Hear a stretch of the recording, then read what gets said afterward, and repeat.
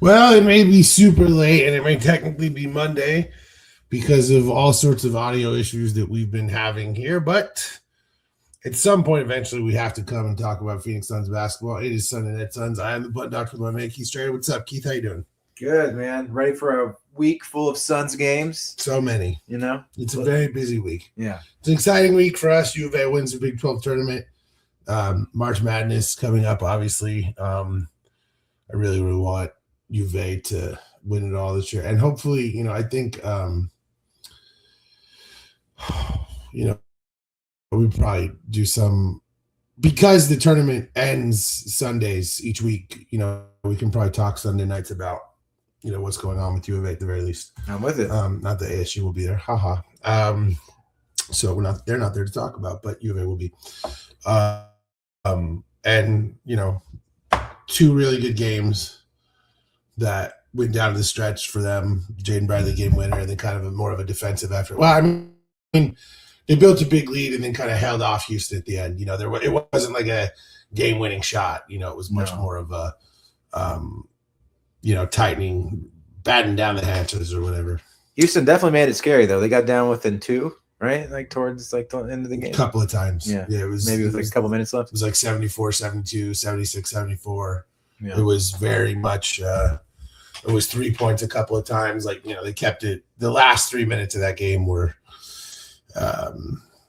That's right. I'd like to use the word stressful. Yeah, they got down to 3 with 30 seconds left. That's yeah. And they continued to it was 2 points at one point with like 3 minutes. Like it was you're trading baskets. Yeah, and that's what it is with Houston. It goes like that. There's a lot of they're a very gritty team. We watched the other game a few weeks ago when we were in Tucson with my nephew, and was a fairly good indicator of what this game would be. Now, granted, we had Koa Pete. And he actually really wasn't nearly as much of a factor in the Iowa State game, but a big factor in this game. The fouls are one thing, but what are you going to do? But it'll be interesting to see because Tommy Lloyd has really struggled to win big games in his time in Arizona. Mm-hmm. We've seen that every year. We have some really close, important game. We just fall apart. Well, this year we've won a boatload of those games. We've won a multitude of those games that were this close. And we're against top teams. And we've won a whole bunch of them. We're not undefeated. So we certainly learned some lessons. But I'm saying, we beat Houston now twice this season. I believe we beat Iowa State twice this season. They literally have repeatedly won those games, which we have struggled with in recent years. So the question is, has U of A gotten over the hump? Or is this just a really good regular season? So I'd like to think they've gotten over the hump. I mean, I choose to believe, and I do believe that this is a team with a different makeup than we've seen in recent years. But we'll see, and maybe we can get some highlights of those and have a look at them, assuming that they're worth it. Because of course, the tournaments, for anyone who wouldn't know, is one and done. So there's no series. And that's the thing. It's it's always been. I mean, we've gotten far, but it's we've gotten to the Elite Eight so many goddamn times. Mm-hmm. It's just I want the Final Four. Yeah, right on the cusp. But I think eventually we'll get through. I think this will be our year. Yeah, I'd like to think that it would happen, but anyway, we'll talk about that when it comes appropriate. Always, I hate when the last game was a loss, but and a tough loss. Yeah. Yeah, I mean, I want to call it an annoying loss more than a tough loss because a tough loss is I don't want to give that to the Raptors. I don't want to Yeah. I want I don't want to. Well, that's it's respectful, and I hate them. No, I'm just kidding. That's true. The Timberwolves losing today, they made it a little bit better. It did, and the fact that we have the tiebreaker with them is extremely helpful. We lost. Did we lose our? That's never. That's not good. That's never happened before. Yeah. That's not how we want to do this. Uno momento.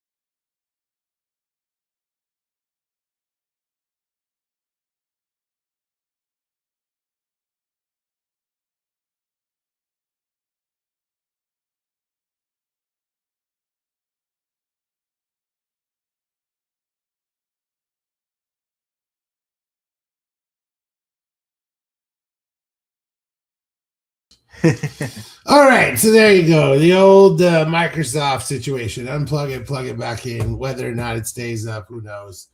But yeah. Annoying loss against the Raptors. It's always annoying when the most recent game is a loss. That's one of the most frustrating things when we go in here to talk about these things is it is obnoxious when the most recent game we played was a loss.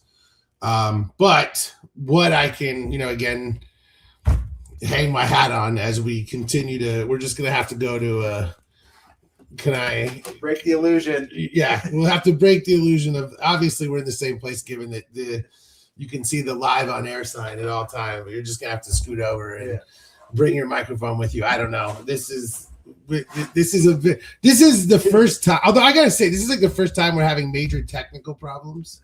So kudos to us. I'm not going to generate AI clips and post them of this episode because this is fucking terrible. But what are you going to do, right? Like this is the nature of the industry. It reminds me of the time that we went to see Katy Perry, and in the middle of her set, every single thing went wrong. And so she responded by talking about how she was high on mushrooms, and then she drank beer, and she asked some guy in the crowd what was going on with those weather balloons, because it was during that, Chinese weather balloon experiment thing. Oh, yes. Yeah, and so she just she was like, I'm high on mushrooms, and also she, and again, it was like, I kind of respect that she was like, because she was it was very clear for the entire episode that she was high on mushrooms. So this, what, I'll tell you what works here. Making it work. That's what we're doing. Finally, this is very much with Keith Strader, because this right now, this is me talking and Keith Strader's in the background. This is, at least the Chiron is very appropriately described right now because of the fact that I'm within arm's length of Tom Cruise. There you go. Yeah. So, but yeah, the facade is broken forever again, as if everyone didn't know we were in the same. We did that one episode. We were in different places.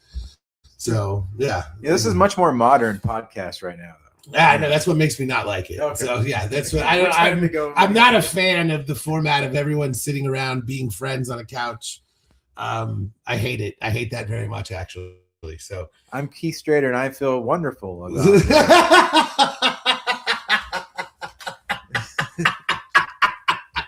it. Okay, now play the White Stripes song. Yeah. That's a White Stripes song, right? I think we're gonna be friends or whatever that they use on Conan O'Brien. I don't know, dude. I don't know music. I have no idea. It's late, and I thought it was Conan. I thought he sang it. No, yeah, that's Conan O'Brien original. Yeah. Boy. All right. Well, anyway, so the Raptors. Yeah. Blah blah blah. But we were 4-1 going into the game. So, congratulations to us, I guess. It's just so, yeah. Okay, so it is a White Stripes song. Okay, I thought so. I thought that was a White Stripes song. I was right. Listen. I don't know. I don't know how to make it any more clear. Like that. Well, that's from our era, though. That's like when we were in high school. So you'd think that I would know. But the White Stripes were one of those groups that like all my friends listened to, and I was like, oh, I'm listening to rap, and they're like, oh, because I lived in the whitest city. Mm-hmm. So I don't know. I didn't know. I remember one time I was like running a radio station. I was supposed to be playing like some like fairly recent music. It was an internet radio station, obviously, and everything I played was like 7 years old because I had no clue. And people were like, what is this from? I was like, I have no idea, man. This was on MTV like 7 years ago. That's what I know about music. So all of those things being said, has anyone said wonderful about being Conan O'Brien's friend? Yeah, I'm sure they have. People are so mean. It's probably one of the first ones that were. Yeah, that's it's funny because in the early ones, he's all, this show is about me using the podcast format to try to get friends. But what's really, really funny is if you go back and listen to the first few episodes of that, they have updated the ads. So they continually update the episodes to include the new ads that they have over time. Huh. So like they've changed the ad reads in the first episode of Conan O'Brien Needs a Friend over the years multiple times to be updated to their new advertisements. I find that like very fascinating. They're like, oh no, if you stop paying us, we will not give you like advertisement in perpetuity. We will rewrite that shit. We're way the fuck off topic. Business, yeah, tough business. That's why we don't do ads on this show, because we're not gonna go back in time and overdo them, and also because nobody's asking to pay. Basketball, Phoenix Suns, Raptors lost 4-1 going into this week in our last 5 games, which, considering we recently had a 1-4 stretch. Dylan Brooks breaks his hand. Devin Booker's been hurt. Jalen Green's been in and out of the lineup all season. Grayson Allen's been hurt. The multitude of things going on. There was a lot of we were both on here like, oh, is the season teetering? And then you win, 4 games in a row. Had a shot at 5, couldn't get it done, but they rebounded nicely. And as Grayson Allen has come back, as Jalen Green has started to get his legs underneath him a little bit, as Booker and Green have actually started to log time together, things have started to look good. We still miss Dylan Brooks greatly. His defense, his energy there's no way to replicate them. There's no way to even recreate them in the aggregate. There's nothing you can do. We deeply miss Dylan Brooks. That being said, I am excited we've got a lot of minutes from Rasheer Fleming lately. We've seen that he is a real legitimate player. He's getting minutes. Man's getting minutes, as you pointed out many times. Like, he's out there playing. Shit's going well. Yeah. You think we'll get out of the play-in? Because that's where I'm at right now. I'm starting to lose faith in that area a little bit. I mean, we're gonna know this week, right? No. Because it's a 5. You said we have 5 games this week, right? We play back-to-back Monday, Tuesday. We rest. We play Thursday. We rest, and we play back-to-back Saturday, Sunday. So, I mean, you're going to know at that point pretty much, because regardless of, and obviously 2 days from now, the Timberwolves game is unbelievably crucial. That's true. But the thing is that either this team has something in them that is truly special, and they're going to go like 4-1 this week, including winning that Timberwolves game, and they're going to put themselves in position to actually get out of the play-in, or we're going to put ourselves in a position where we're pretty much too far back to get out of it. Because at this point, we're looking at, there would be 10 games left after this week. And we're not probably going to be able to make up a 3 or 4 game gap in 10 games. That's probably unrealistic. So in truth, this game against the Timberwolves is huge. The game that you and I are going to against the Rockets will be huge, which will be my son's first game. And it will determine, these things will determine a lot. But I honestly think we're going to really learn this week. Yeah. Because if they go 1-4 again, it's out of our reach. If they go 2-3, it's out of our reach. Even 3-2, which is not bad by any stretch of the imagination, but number one, we have to win the Timberwolves game. Number 2, we need the Timberwolves to lose some games. And then we need to clean up against other teams. So it's really, in truth, I'm with you. Like, we're at the point where we're teetering on the brink, but this week could truly be something really special. If they can find a way to win 4 of these games, suddenly you're in position. Right. But if it's, this kind of week typically is very brutal on a team. And if it goes that way, we may have to settle for the fact that we're going to be the 7th seed, which, again, if you came into this season telling me that we were going to be the 7th seed, I think you'd be very happy. But that's not where we are right now. Yeah. We're very much beyond the happy to be here, stage of discussing these things. Yeah. I want to get to the playoffs now. It's been teased enough, so now I'll be disappointed if we don't actually get in. I agree. And, it is becoming a pattern where we give up leads in the 4th quarter. And I just don't want that I don't want to be in the play-in and have that come back and bite us. But I do want to point out, that coincides with Dylan Brooks being out and Jalen Green getting heavier minutes. That's true. And I'm loving what we're seeing from Jalen Green these last few games. Yeah. But the problems that we have seen were the same things that we saw in Houston when he was asked to do too much in the playoffs.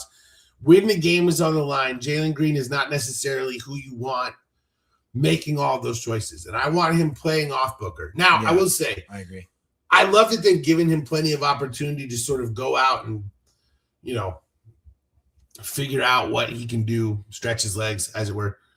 But there have been a couple games where Green has really got those last shots that Booker should get. Mm-hmm. And in a game and race like this, you really kind of can't afford to be giving that stuff away. And so, it's a double-edged sword. It is. Even single-edged swords are a double-edged sword. We do not speak his name. Devin Booker passed it up.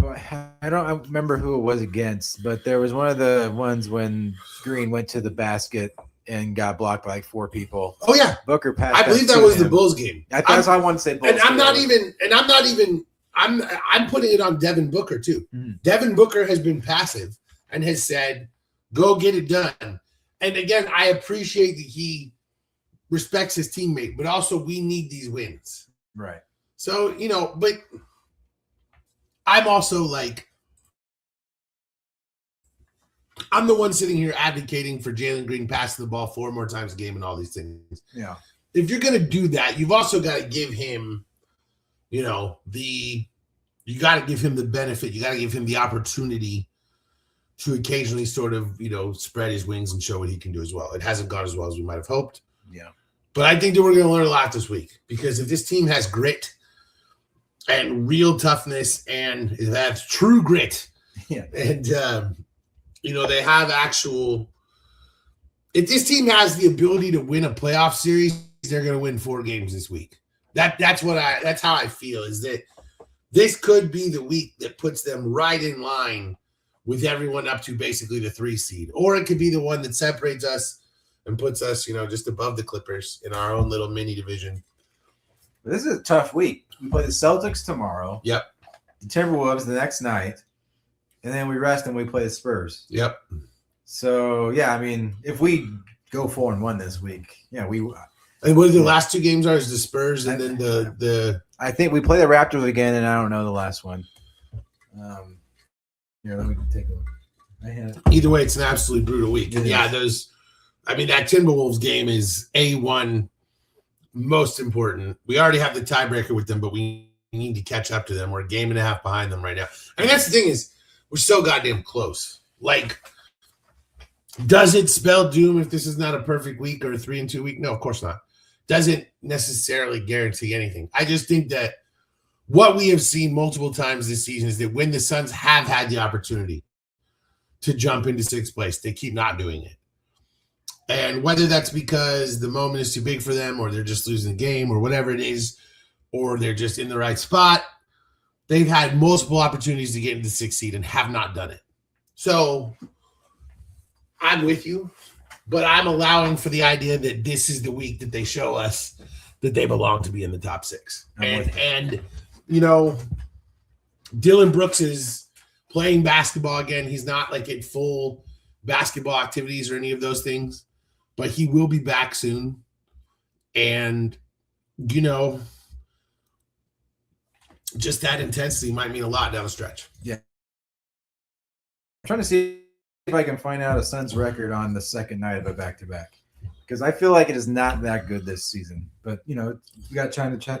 Change it around. Well, what I've noticed about Jordan Ott is that he plays a lot of the deep bench when we do the back-to-backs. Like, he really does, like when we were seeing Jamari Bouye play early in the season, that was because we were seeing the team on multiple back-to-backs, and Bouye was getting those minutes. And, it's interesting. I mean, Highsmith's getting minutes. Yeah, he is. He's getting Dunn's minutes. And that's literally what I was just about to say, is he just got here and he's getting Dunn's minutes. And so it's Fleming is getting Dunn's minutes. Yeah. Iguodala got all of Richard's minutes. He got some of Dunn's minutes. And you get Dunn's minutes. Yeah, Dunn, I don't, it's getting to a point where, I don't know. It kind of is what it is, I guess, at this point. Like, I just, whatever you may feel about him, whatever I may feel about him, the coach has his own feelings. And so, that being said, bleh. That situation is what it is. If AI is to be trusted and StatMuse is to be trusted, saying we are 5-7 on the second night of a back-to-back this year. AI is not to be trusted, but Yeah. StatMuse has a lot. I was going to actually, funny enough, I was actually about to say to you, StatMuse would probably have that. I was literally thinking that. So this is AI quoting StatMuse. So I don't know. Yeah. It might be worthless. I might have just said. Yeah, who knows? Like, It and might be that's true. the thing. It's Yeah. like, this is AI quoting something else, maybe. So take this information with no grains of salt. Don't even listen to it. It's Yeah. it's Brad Pitt Yeah, with the dessert. It's no carbs. It's no sugar. Okay. It's no fat. It's no good. Throw it away. Just throw it away. It's the Friends episode with Brad Pitt. You found it? I went I went deeper. I went directly to StatsMuse. Okay. StatMuse, and they do say 5-7. They say 5-7 on the second night of back-to-backs. Yes, 5-7 record on no rest this season. So I think that means Yeah. No, that's interesting. 5 out of 7, and it said 2-2 on the road. Like so. I mean, it's one of those things where you just have to be like, I don't give a fuck. Yeah. What we did before. We're gonna do it this time. You got to win.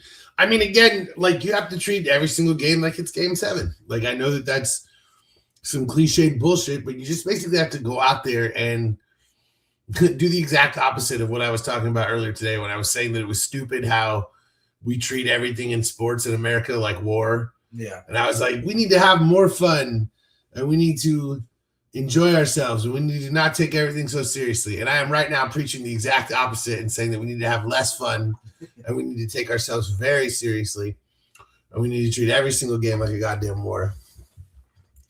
This is a before and after beers sort of argument. Shanties. Yeah, but I mean, still beers. Well, I'm talking, it's talking the world here. I remember when I drank those 2 fucking Truly seltzers when I did that. I'm positive that there are people who are like, we lost the finals because that guy drank seltzers. Like, because a bunch of people were like, why are you drinking seltzers? I'm like, because that's what I'm drinking right now. And I drank 2 of them. And other people were drinking beers. And I swear to God, I bet you anything, there are people who hate me because I drank seltzer. It was really, though, that dude who started counting hundreds when Giannis was shooting free throws. He's the reason that we lost the finals. I hate that guy. That guy. What are you doing? He literally was counting hundreds. Like, do you think you have more money than Giannis or something? What is... Still to this day, I have no concept of what that guy was. Just while Giannis is trying to shoot free throws, this guy's counting $100 bills in the background, thinking that he's somehow, I have no clue. While they're counting, he's like 1, 2, 3, and he had $1,500, and it's what does that have to do with fucking anything? But it was just audacious enough to know that it was going to cost us the finals. And so that's what, at least I was drinking seltzer for the team. You may think that seltzer is lame. Alcoholic seltzer, obviously. I should have just done shots of tequila. I think about this a lot, to be honest with you. That we lost the finals and I should have drank something even more alcoholic. You could be onto something. This is one of those episodes. More alcohol to win the finals. Yeah. That could be... Although I think if the Suns winning the finals depended on me having drank a lot of alcohol, I feel that we would probably have a few championships by now. I think if it was purely dependent on me having been drunk, I'm not sure how the Suns don't have 3 titles right now. So, I can't take that whole one.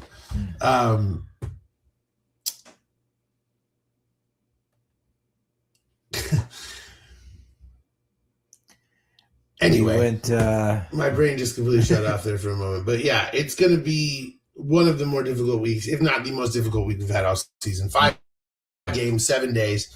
And again, 2 sets of back-to-backs within 7 days is completely ridiculous. It's one of those things where the schedule at this point of the season is completely designed to put the Lakers in as many national TV games as possible. Yeah, exactly. There are no There are no football games right now, so everything is about Friday, Saturday, and Sunday having as many Lakers games on television as possible. And so the schedule is designed right now to cram other teams and do all these other things. We've somehow played more games than everyone else, and yet we're still having 2 sets of back-to-backs in this week. I don't understand it. I was reading they don't actually make the back-to-backs equal for every team. They don't. Yeah, I didn't realize that. No, it's literally the dude who does the schedule. My mother knows him. Wow. And he does it quite literally. It's done on a computer.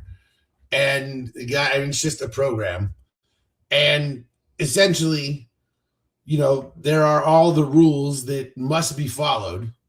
And then he generates various versions of the schedule, and they choose the one that they think, makes the most sense. And with the amount of rules that are built in, like, okay, for example, you can't have a game in Los Angeles today downtown because of the Oscars. Mm-hmm. Like with all the rules built in, there are only a few variations of the schedule that work. But the point is that the rules that are built into the schedule are all about the Los Angeles Lakers, the New York Knicks, the Golden State Warriors. Like those teams they have to make sure that they get them on television, on national television as much as possible. And that's not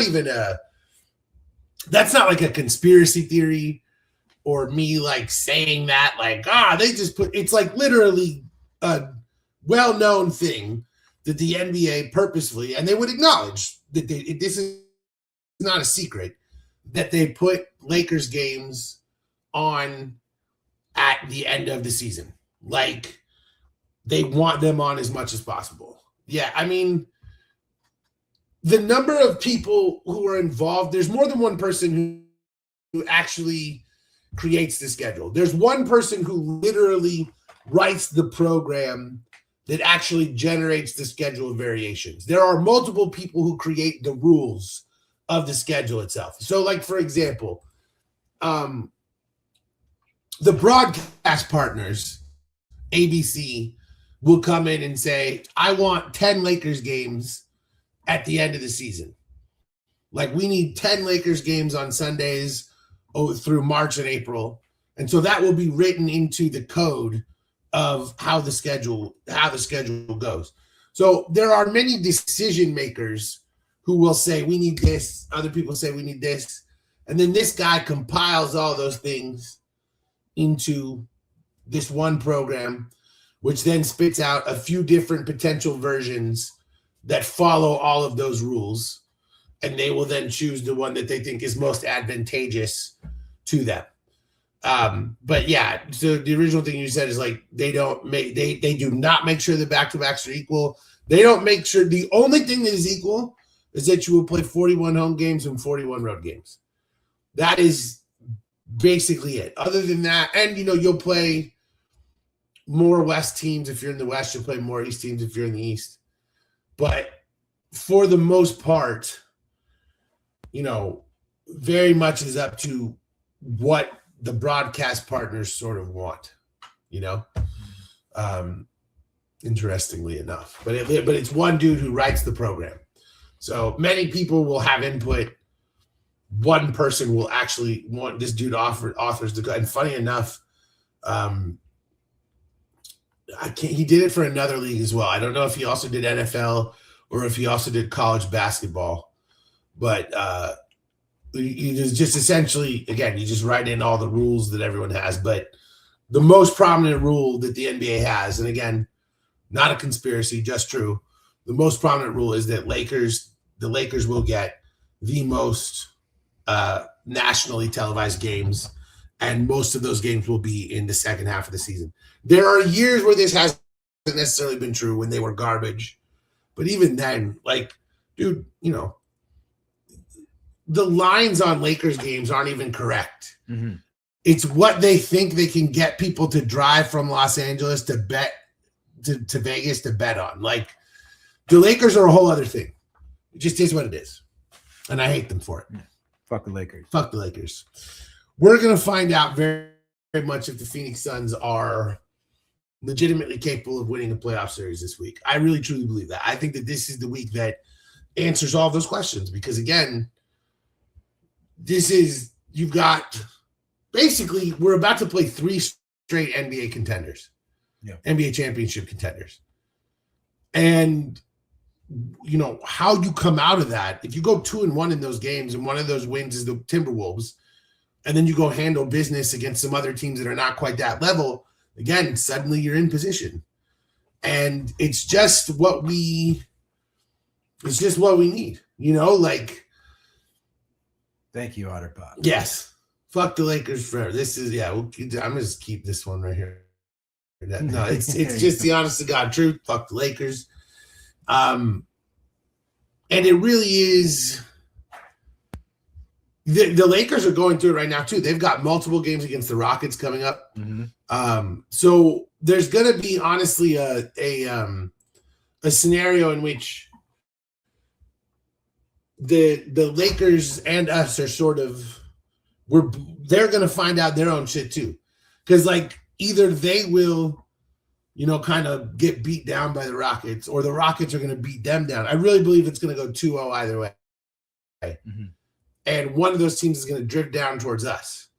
I really believe it's going to go, and I think it will be the Lakers. Like they've had some wins lately, but I really just don't. I mean, I just don't believe in them at all. And I think that, you know, I think we have the opportunity to catch them. But again, what I was thinking would be interesting is if they got to the 3 spot and somehow we got into the 6. I would love that. Yeah, because I feel like we could actually take them in a series. I 100% believe we would beat the Lakers in the playoff series. Yeah. And I'm not even saying that out of rose-colored. I just believe that we are a horrible nightmare matchup for them. Yeah. And I just believe that we are a better team, especially when 100% healthy.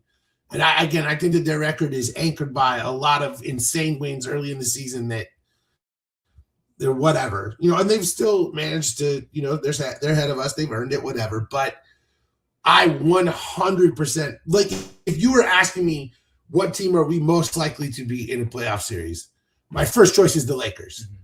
That is the team that I believe that 100% we would absolutely have an opportunity to wax. After that, you got to say the Timberwolves, just because we've been playing great against them this season, even though historically they've dominated us in the playoffs. Like the Lakers and the Timberwolves are the teams that I think that we have the most likely chances to win against. Now I want, like, you know, the Spurs and the Nuggets and all these. I want the Rockets. Like, I want the Rockets more than anything. Yeah. The beating the Rockets would be just, again, I've said it would just be everything. Like, just the way every single thing has gone, to take those fuckers out, especially if like Jalen Green could have a huge series, you know, because we know Dylan's going to bring the intensity. We know exactly what he's going to do. It would be awesome if Jalen could have the playoff series that he was always sort of supposed to have, you know? Yes. Because again, he's 24 years old. Like, we're bailing out so early on some of these guys. Average like 30 points a game or something for us. He's been hitting it lately. Like, he's been, again, I always felt that, number one, playing next to Booker would ease some of the burden. And number two, it was never about the talent or the skill. It was always about the decision-making. Can he make 4 better decisions a game? And I do think he's doing that. I still think at the end of games, again, if the end of game stuff, I do feel like reveals kind of what I'm talking about, is that there are still kinks in his game that have to be ironed out. But like he was one of the reasons we were ahead in the Raptors game was because he was awesome. Right. So it's like, yes, he played terrible down the stretch, but you also can't take away that he is the reason we were up 10, or a big reason, you know. Which is true. And so it's like two halves of the coin. Sometimes, yeah, he plays like he forgets that that he doesn't need to be the sole scorer on the team, you know. So again, he doesn't realize that, you know, he forgets that he can pass it out to O'Neal for a triple, you know. Whatever. And that's my thing, is that he gets that tunnel vision. Yeah. And it just, if you can get over that a little bit. And again, we've seen a lot of games with like 5 assists. His career average is like 3. So that's what I'm asking for. He's doing better. But I just hope that the late game executions, because you can't lose this a playoff game that way. And that's what I'm worried about. And I'm hoping that some of these late games where he hasn't executed well, I hope he's seeing, okay, I need to get the ball back to Book. because, maybe I'll come open and he'll get it back to me. Yeah, that's the whole way it's supposed to work. Right. Like, get the ball to Booker and then cut to the basket for the dunk. Or just something like, again, the Bulls game where he charges at 4 dudes. Yeah. That was one where I was just like, this is what I'm talking about right here. Like, there's just no scenario. We're down 104-100, I believe. There was like 25 seconds left. If you get a bucket, you're still in this game. And he goes at 4 fucking people. And you're just like, all right. Like, that one is just, it's frustrating. I don't really know how else to describe it. Like, it frustrated me. So, this is the week, man. Like, yeah, I mean, again, we're gonna see what they're fucking made of. Like, again, I hate to use too many cliches, but sometimes cliches are cliches for a reason, and this is where you stand up. Yeah, they're gonna need to. It's the Bucks, by the way. It's the Bucks on Saturday, Raptors on Sunday. So yeah, a repeat of this week with the Bucks and Raptors, who we had against, So this time we host them. Yeah, leaving out the Pacers, which is too bad. I'd love to get another win against the Pacers. Yes. Yes. They need their draft picks. But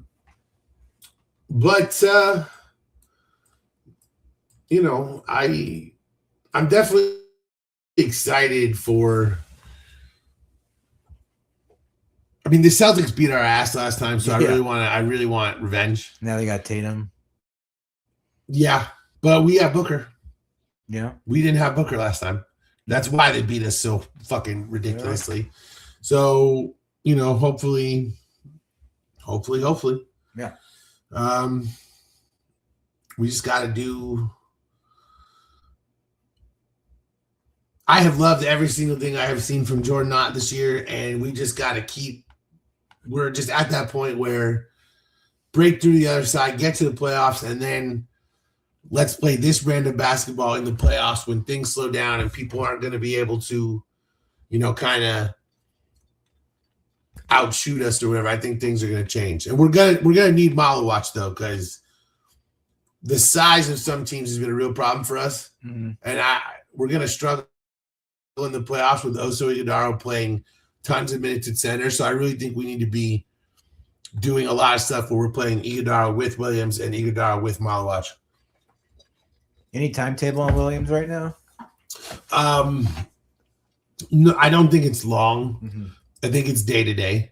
Okay. Because he's been like, he was in a few games, and now he's just been kind of out, and I haven't seen anything like, he's out 6 weeks and they'll be reevaluated. I think it was like maybe another week. Like, he's getting close, I'm pretty certain. And then Brooks again is doing workouts. He's just not playing basketball yet. But Williams is out of the walking boot and Brooks is out of the hand cast. All right. So it's like they're both out of the controlling devices. And so it's like, obviously Brooks has longer to go because he had a full surgery.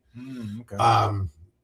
Because he had a surgical repair to the hand. I didn't know He that. did, yeah. So it's going to take Brooks longer to heal, but Williams should be back soon. I mean, we should be full strength by the playoffs, hopefully before then. But we should be by the first round, should we get there, or by the play-in, should we get there, we should be completely ready to go, which is huge because obviously, in any scenario, we need Brooks and we need Williams. So, all right, let's bring him in. Let's do it. If it will let me. If it will allow me. Will it allow me? There, it will allow me. All right. So, let's get a look at what we got going on here. So, we're going to start with the Bucks game. And you always love, I got to be honest. We've got about 20 or 30 plays this season where it's this thing right here where Gillespie just gets in the middle of the lane, and he just steals the ball. And it's not even like the most acrobatic play in history, or that he just literally walks right into the fucking paint and just takes the ball. And we've had so many highlights of fast breaks this season that start with Gillespie doing that, and you just love those little things. Just love that little extra effort, you know? He's the smallest guy there. He gets the rebound. And then this is my other favorite part is the Bucks, again, no clue what's going on. And it's right to Jalen for the dunk, but it's right here. This is my favorite part. The Bucks, they're both like, oh, he's got the ball. Surely we can wall him off and he won't be able to go there. They're both very concerned about Gillespie like cutting. Mm-hmm. And he's already got Jalen Green going wide open to the hoop. He's not even looking in that direction. They're not even aware that Jalen Green is there. They've got no clue what's going on. And the other funny thing is you got Miles Turner like back here, like trying to chase him down. Like the Bucks are horrendous on defense. And it's pretty funny that like, you know, Doc Rivers was like hired to like take this team to the next level. And now it's just like an unmitigated fucking disaster. Yeah, a lot of the highlights from YouTube were ISO kind of, or just, you know, pull up and shoot. Yes. Ooh, boom. Just beautiful. You gotta love, again, Jalen Green's athleticism is just it's so tantalizing when you see it. Gotta love seeing Malawach. And again, this is not anything special. But this is Jalen Green making the right choice, because right here, Houston Jalen Green comes right off of this and shoots this ball from right here because he's got all the opportunity in the world to create space. Taurean Prince is turned the wrong way right here, right? Mm-hmm. His feet are out of position. So old Jalen Green just comes and shoots this three. But new Jalen Green sees Malawach cutting for the dunk, and he makes the pass. And again, basic stuff. But, you know, it's not like Rockets players were sad when Jalen Green was traded. They were sick of playing with the dude who didn't pass to them. They were sick of playing with the dude who didn't take seriously playing in the team offense. Like it was, I know that they haven't excoriated him in the way that Luka Doncic did or whatever. But there's a reason that was looked at as like a salary dump, and they were wrong to look at it that way. But the point is that my thing about Jalen Green has never been that he's not good enough. It's that he has all the talent in the fucking world. And if he would just care a little bit more, he could be one of the best players in the game. Mm-hmm. And these little things, you know, the greatest players in the game make the easy plays. You don't always have to make the spectacular play. You just make the easy one. And the other thing I love about this, coming off this pick and roll, he always intended to pass this ball because the way he passes it, he's a lefty. He never at any point loads this ball up for the shot with his guide hand. He always knew he was going to throw this ball to Malawach, and that's an easy two-pointer right there. And that's the thing is that you can see that Jalen Green was loading up to pass that ball the whole fucking time. And it's just that, again, I watched him play a bunch of games with the Rockets. For whatever reason, he was always so good against us, but it certainly was never about passing. Mm-hmm. It was always about he would make 10 threes or whatever. And he just didn't ever see the game 2 steps ahead. And he is doing that now. And whether it's learning from Booker, who learned from Chris Paul, whether it's being traded and having that be a wake-up call this early in your career, whatever it is, I personally see differences in the way that he's playing now. And, you know, I think I said to you the first time he ran that snake play. Yeah. When, you know, I was like, oh my God. You did on this cast. Right. Yeah. I was like, we've seen this a million times. Yeah. We saw Chris Paul do that a million times. He taught it to Booker, and now Booker taught to Jalen Green. And so part of me has got to believe, and I'm not saying he necessarily never ran it in Houston, but the set he ran it out of, I was like, oh my God, that was Chris Paul. Like, you know, like it was just what we've done. And so seeing him then do that here, it was just, you know, God, I mean, I love watching this team play. And here again, what makes this a play like this, you know, it's just a regular jumper for Booker. But right here, again, so many actions that we have it's not about the primary action or the primary actor. We're coming out of basically the ball almost going out of bounds. So we get it to Iguodaro, and then immediately Dunn goes screens for Jalen Green. And that's the thing. Again, they immediately go into a 3-man action right here. A lot of times you hear people talk about, the 2-man game. The 2-man, and they're talking about pick and roll, pick and pop, all these things. We're doing 3-man game all the time. They are weaving hard. And again, this is a smart play by Jalen Green. He and Ryan Dunn know what they're supposed to do in this situation. Dunn sets a nice pick. Jalen Green makes a hard cut. Now, the Bucks actually corral it fairly well. Like, this is one of those scenarios where the Bucks they're not completely out of position. If you actually watch this one, you can see right here, the Bucks have basically formed a line right here, and they're basically trying to wall off the paint, say you're not going to get to the rim. Because, that's certainly something you want to do with Jalen Green, because as we've shown many times, his first step is lethal. If he gets by you, he's going to score. So the Bucks have, they've got a nice wall here. They actually wall this play off pretty nicely. But again, I love that you come out of this situation, Oso gets the ball at the top of the key, and instead of Oso being like, all right, now it's my time, Right. And he immediately looks right at Jalen Green, and they go into whatever, they have. This is obvious. I'm not saying that they just came up with it. This is obviously a play that they have designed, but it just goes right into, let's run another play. And, it's another set that we have set to go. And again, they defended pretty well. And, Jalen just passes it out to Royce. Royce gets it to Book, who just, easy stuff. But even if the 3-man game doesn't necessarily produce something or whatever, it's just those little things. Like, you watch a Wizards game, Mm-hmm. you'll never see that. No. You'll never see Bam Adebayo. Right, you'll see Bam Adebayo score 83 points, but you'll never see a 3-man weave, pick and pop set, blah blah. It's just because they have no cohesion. They're not playing together, and they're young. But you watch the Lakers, they don't look like this.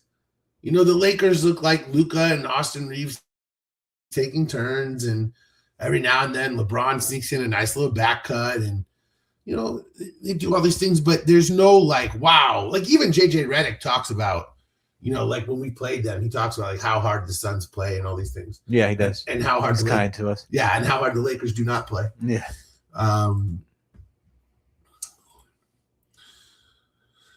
And that, that's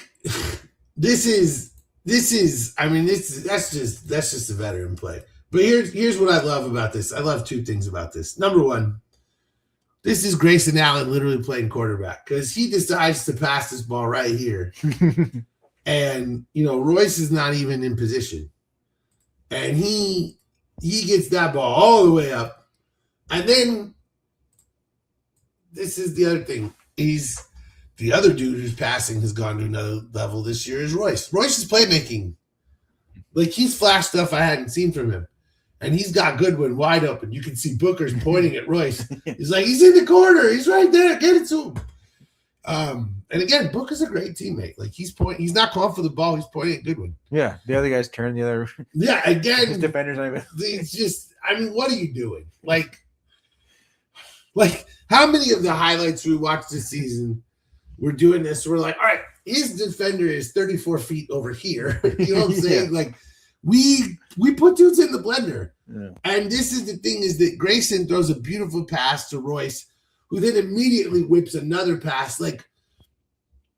Grayson knew where he was going to pass that ball before Royce became available. And Royce knew what he was going to do with that ball before he attacked the defense. When you think one step ahead, great things happen. And, this is a wide open. Again, I love Taurean Prince. The man tries. He's putting in the effort. It is not even his man. So, good for him. But it just didn't quite work out. And he doesn't even. He stops. He was like, That's a good one. He like showed. He's like, I'm going to defend you, and then didn't. And that's just wide open. More great Grayson Allen passing. Good pick from Fleming. Yeah, really is a nice. Rasheer Fleming showing a little bit of everything. Yeah. He's blocking shots. He's hit some threes. He's thrown down some vicious dunks this year. This is a great example of him right here, like you're saying. He sets the pick. He does a good job to make sure that he just kind of walls this dude off. You just get behind him, and you don't let him cut to the corner. And it's just a great play by Fleming. And, boom, right there. You hit him. And like you said, a great pick. And what I like here is, he's not moving. Spread the legs, right? He's got get your pick stance as wide as you can, because you can't slide, as we know, right? Moving screen. So he's got his base as wide as he can be, and you just give that's Highsmith, right? I didn't see the number. Was that 19? Okay, yeah.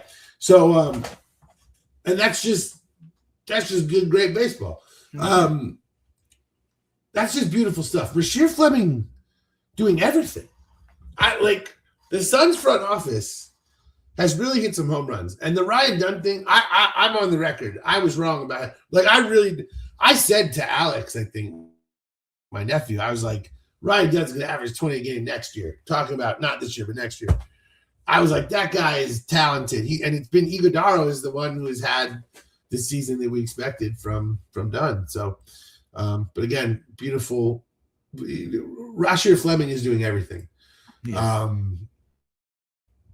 And I'm just excited to see more, because some of those dunks are dude, just absolutely vicious. It's just a great addition this late into the season. When you find a guy, we're heading into the playoffs, and you're like, oh, by the way, we just found this versatile two-way wing who blocks shots, hits threes, throws down vicious. I mean, he's only shooting 36% for threes. It's not like he's a great shooter or whatever, but it's like he can make them. Like Dunn really regressed as a shooter. He was not a shooter in college. He started out really hot in the NBA, and it was like, oh, man, we worked on this for him. And then he regressed hard as a shooter. Iguodala, I feel like he kind of can shoot, but he's just basically not. He's more of a finisher. Yeah, he has really just decided, I'm not going to shoot the ball. I'm going to operate the offense from the top of the key when I get it there. I still want him to develop. If you're open, you can hit that. But I understand. I'd rather him focus on free throws. Agreed. No question. I'm just saying being able to make an open three would be a very nice thing for Iguodala to have. Yes. But I do not hate the fact that when he gets that, he pump fakes and then drives and dunks it. I love that he is focused on going to the rim. And I love that he's much more of an old school player. And I love that. I just would like it if he had a little bit more okay, I know he can hit that shot if he needs to. Yeah. Just would like to see it. But again, it's like guys can't do everything. Do what you're good at. And Fleming and Iguodala are dudes who are like, this is what I do. Fleming doesn't sit there and demand the ball all the time. He makes shit happen when he gets it. Yeah. And you love that. We love to see Gillespie. Here we go. I mean, this is just my favorite stuff that we've seen from Jalen Green. Honestly, as much as I love the the shooting when he gets going and all these things, my favorite thing about Jalen Green is this right here. You have made a deadly error already because you have let this motherfucker turn the goddamn corner. When he gets like this, when he's on a slant like this and he is turning, good fucking luck stopping Jalen Green from getting to the rim. And I mean, if you look at this is not wide open. This guy can slide here. We can slide here. We can slide here. I can drop back here. But none of it matters because Jalen Green is so fast. And this is the thing. You're a basketball player. You're defending, right? Things are going well. You're in the mix and pick and roll, whatever.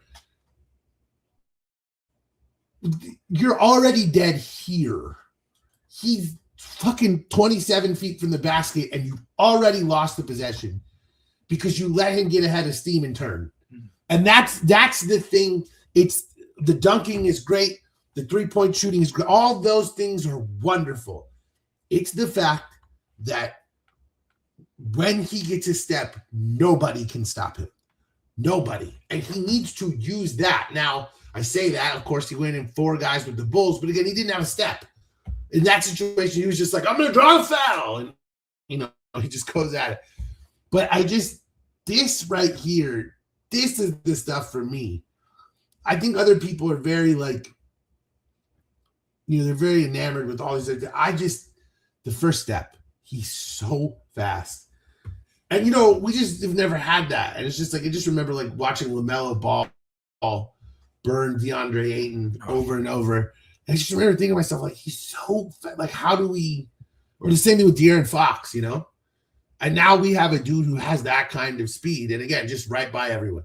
And the thing that kills me is he even hesitates. He even hesitates when he sees Zubac cross. And he still then just goes by him and scores. You can't teach speed, you can't. Oh my God. I mean, that right here, again, this is the fun stuff with Jalen Green. Mm-hmm. It's I feel like I'm like a teacher sometimes because I'm sitting here being yeah, but you also have to dot your I's and cross your T's. You know what I'm saying? Yeah. But it's also that's how you win championships. Mm-hmm. So, but then you watch this stuff and you're just how do you not love this? This is ridiculous.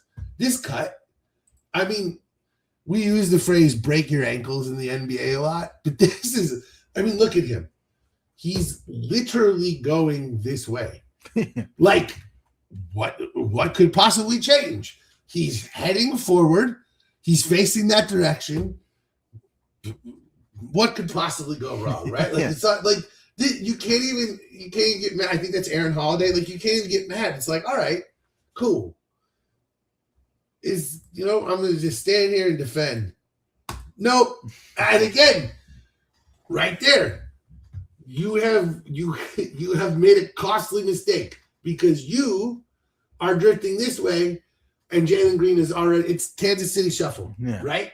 You look one way and we go the other. He is already on his way. Now, again, they actually recovered pretty nicely. But what happens as an effect of that recovery? Look at this. Mm-hmm. All fucking 5 of them are watching Jalen Green because he just broke Holiday's ankles so badly that they're all recover, ice, trying to force him to the baseline. And what do you know? We have players who watch basketball and watch what's going on, who cut straight to the hoop. And so it's just, again, this is another one where Jalen Green, he could just shoot this ball right here. And in many years, he would have just shot a fadeaway jumper as he faded toward the baseline, trying to make some sort of hero shot against, however many defenders.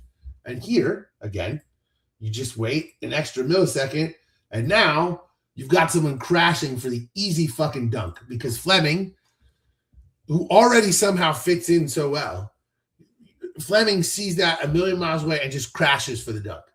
He sprints in like that was the play call the whole time. And for Jalen, again, it just, again, I'm actually surprised Jalen saw him crash in from there. It's unbelievable vision. And that's my point. It's you see this with this dude and you're oh my God. Again, the Rockets just gave us this guy. Yeah. They didn't want him anymore. They just gave us this guy. Thank you. I appreciate it. And, I want to watch this cut at full speed one more time because this is laughable. I don't know what you do here. I legitimately have no clue what you do there. I truly don't know. They recovered so nicely and he still found the man. But literally covering that cut, I legitimately have no idea what you do. And that's this again, you can't teach that. None of this is learn this at home, kids. This is you can't learn this. This motherfucker can just do this. It's unbelievable. He's just unbelievably talented. We just need the vision to match the talent. Now, right here, here's the one thing I want to point out on this. Iguodala catches the ball at the half circle, two hands it. Iguodala was way the fuck more athletic than any of us were ever like told. When he came out, like it was like this dude's not. He doesn't have a lot of athleticism. He's more crafty. He has old man game, and you're like, oh yeah, okay, dude. He has hops. Yeah, like he throws it down. He's got to be like one of the leaders in dunks this season, especially for dudes who aren't playing anywhere near 35 minutes. Like he's got to be like near the top of like dunks per 36 because he throws it down all the time. And he is way more athletic than anyone ever. Just like when he was a second round pick, people are like, again, it's like, crafty. He's got moves, but he's not really got. He's got hops, dude. This kid flies, and it's pretty amazing to me. That's another one, second round pick. Great work by the Suns. All right, what do we got here? So Green gives it off. We got Royce with the ball. Oh, the most beautiful shot in the game. Could watch it all day. I like the way that the neck snaps, or the net snaps, when he shoots it, the way the neck snaps, that's fucked up. The way the net just the splash is just, love it so much. So beautiful. And again, right there, this is the point. Where does Devin get him the ball? Devin gets him the ball right at about 28 feet, maybe about 26 feet. There are three Pacers in front of Jalen Green who have an opportunity to make some sort of stop or, kind of wall it off right here. This dude too. And, Jalen just blows right through all of them. Boom. Laying. And you got Ben Shepherd there trying like hell to come back and block that one. And, he's just faster than everybody. It's just the thing of beauty. That pass is ridiculous. I mean, that's just absolutely ridiculous. Beautiful shot there.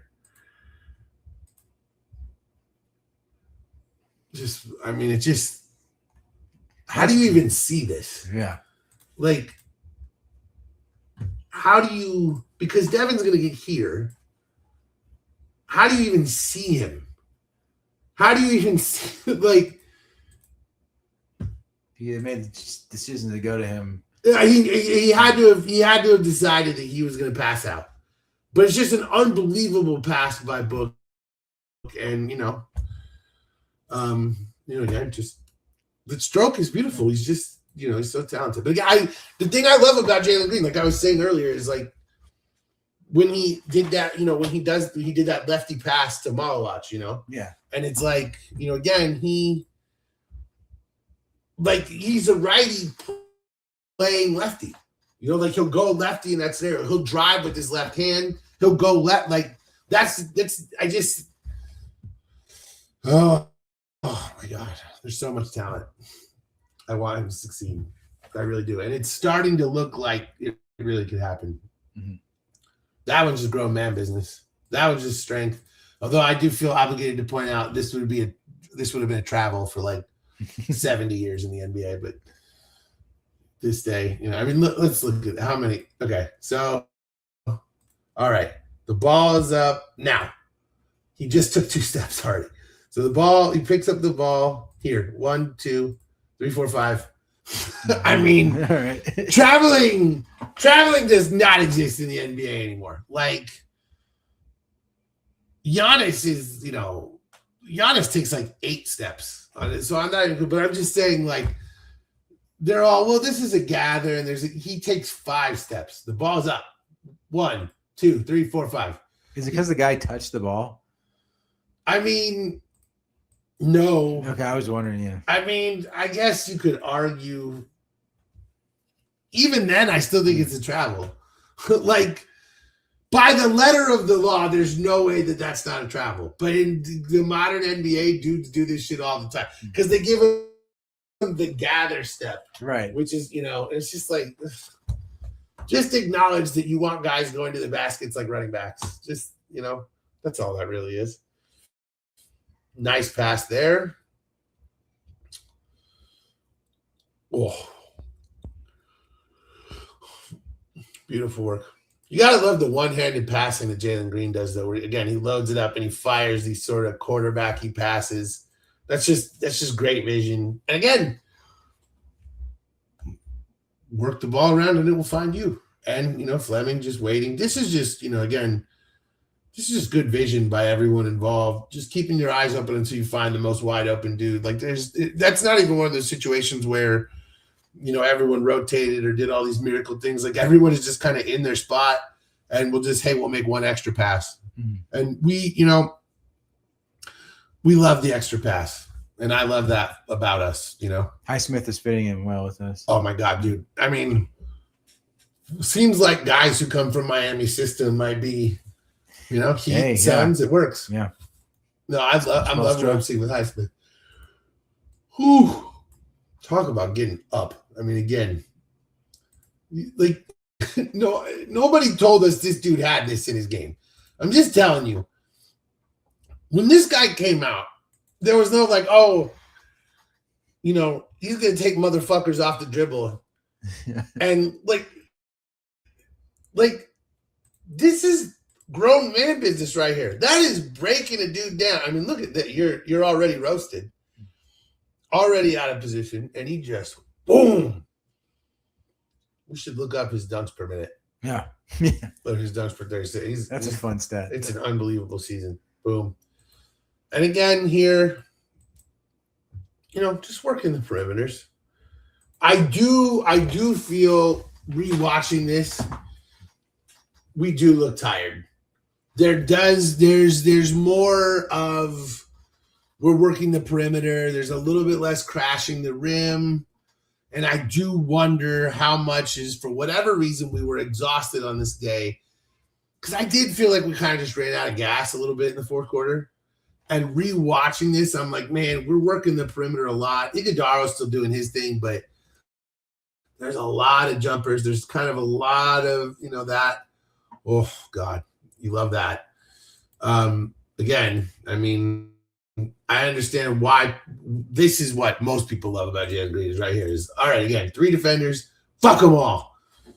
Gerald Green dunk from Jalen Green on that one. Love the passing lanes. Fleming again. And see, again, no, there's a lot of, like, the biggest thing here is, like, everyone's coming down court. Everyone is spread well, right? We've got everyone's in. You've literally got your like diamond package. They're quite literally moving in sync. But whereas every other play we're watching, we see a bunch of stuff. Watch what happens when we get here. Everyone's sprinting to their position, and then one guy goes to work a little bit and he finds Fleming. I know that Jalen just threw down an amazing dunk and everything, but I'm saying, like, we did a highlight earlier where this play happened and Jalen Green sprinted high, right?